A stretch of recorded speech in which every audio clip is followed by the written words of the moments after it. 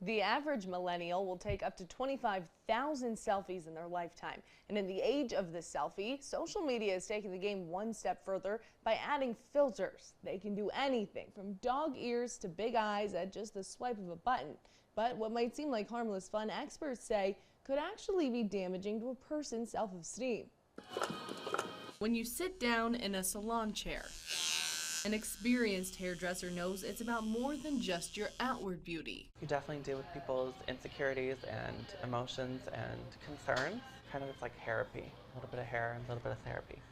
Let's go. With each appointment comes a different set of insecurities. It's pretty crazy when you listen to how hard people are on themselves, about either the way that their face looks, the way that their body looks, the way that their hair looks. Some of those concerns are being fueled by unrealistic beauty standards, easily accessed at the touch of a button. Everything's filtered, everything's kind of this smoke mirror, this is the real me, when in reality you don't look, those people don't even look anything like themselves. That's all fake. A little adjusting on Facetune can smoothen out skin and make teeth look whiter and lips bigger. These filters and edits have become common, altering people's perceptions of themselves. It's created a huge pressure to look a certain way. We always have to worry a little bit about why is a person really doing it, and more importantly, are we going to be able to meet their expectations?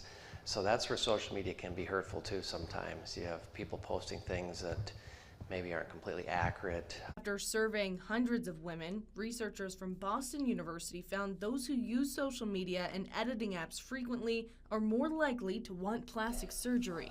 From when I started to now, I've seen an increase in plastic surgery being actually just more accepted. Definitely social media plays a role into that. The increase in young people going under the knife wanting to look more like their filtered self is often referred to as Snapchat dysmorphia.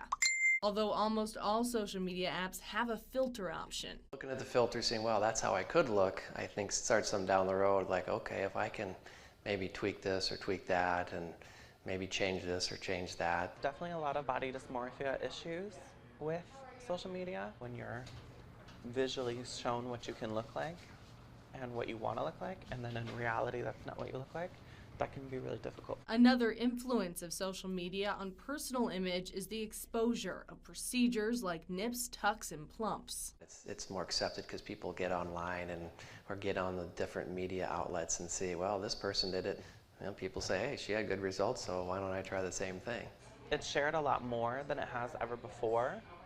And so when it comes to plastic surgery and things like that are more kind of taboo in American culture, it's just people see it a lot more and it's visually more entertaining than it was before. Hoping to taper the ever-growing expectations to look flawless, doctors make sure they get to the root of why someone wants a certain procedure. Sometimes it's interesting what people will say, whether they decided they wanted to do it because they were taking selfies and they noticed something and now that bugs them when before it didn't. I like doing cases that I know when I'm done they're going to be super happy.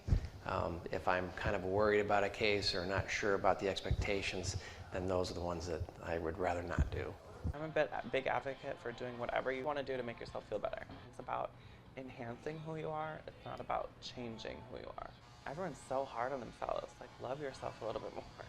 Not all plastic surgery is bad or unhealthy. Surgeons recommend that you give yourselves time to mull over surgery decisions before doing something that you might regret later. Rebecca Pryor, KCAU.